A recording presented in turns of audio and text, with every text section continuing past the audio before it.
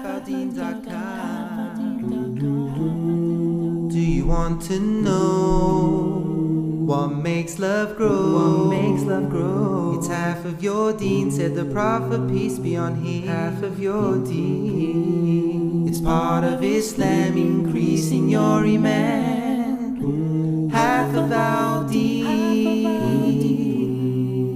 halfourdeen.com.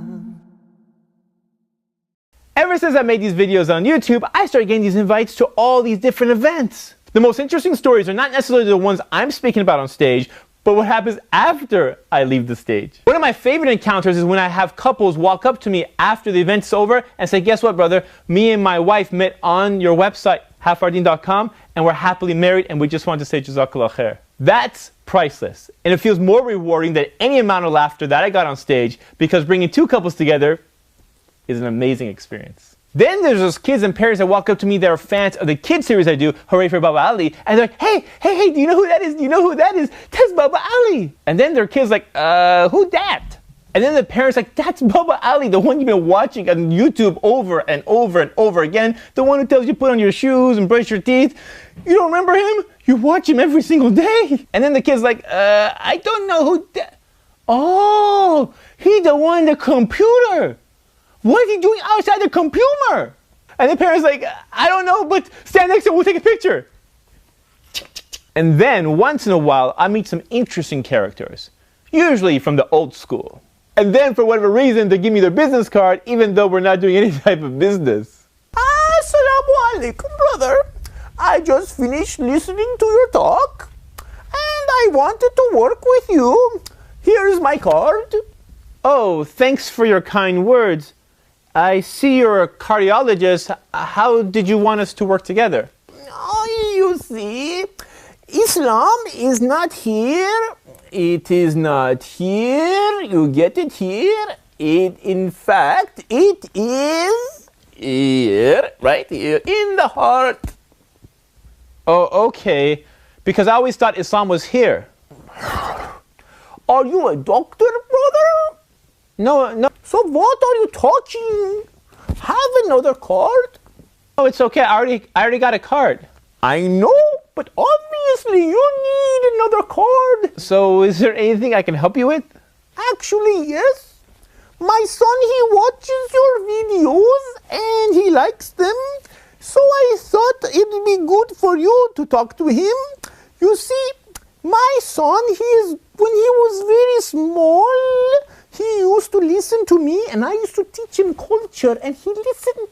And now, as he's getting old, not like that kind of old, but that old that is like, what's up, pops, what's up, like that. I don't know what that means, but he says those things, and I look at him, and I say, that is not my culture.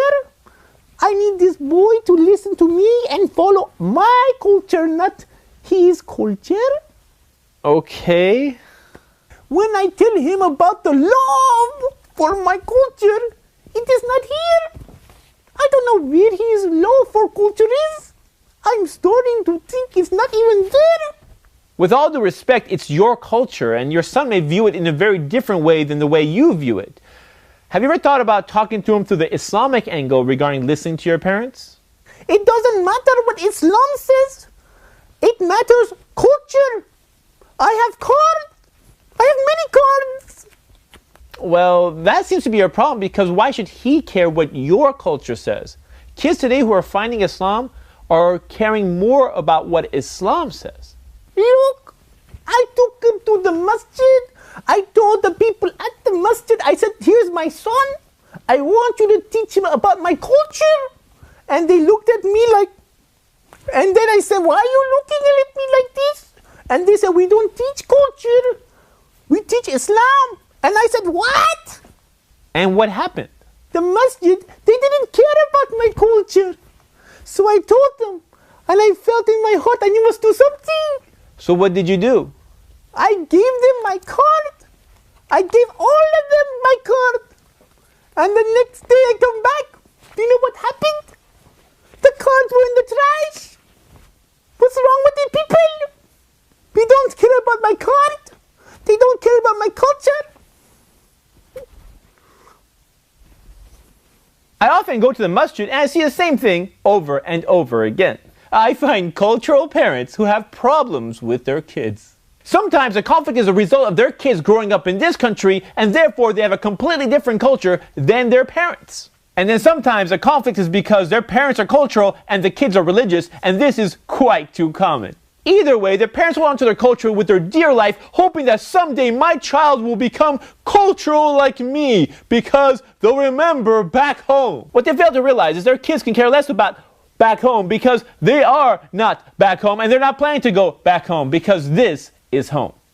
Don't get me wrong, me and many of the youth don't have a problem with culture. We just have a problem with the culture that conflicts with our deen. Sometimes you ask people which one's more important, Islam or our culture, and they say, of course, Islam, our religion comes first, and then you see their actions, and the first thing they compromise is Islam, and the last thing they compromise is their culture. So no matter what they say, the actions always speak louder than words, and you can see by their actions which one they love more. Let me remind myself and everyone else that all the cultural things that we have so much pride in means nothing on the Day of Judgment. Islam is what brings us success. Not our race, not our countries, not our culture, not even our profession.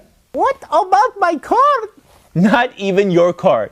A lot of youth are now returning back to Islam, and what I said in this video is very clear for them. I hope one day it becomes just as clear for many of our parents as well. Do you know what I'm saying? Do you know what I'm saying? This is Ali reminding you just in case you forgot. This is Ali reminding you just in case you forgot.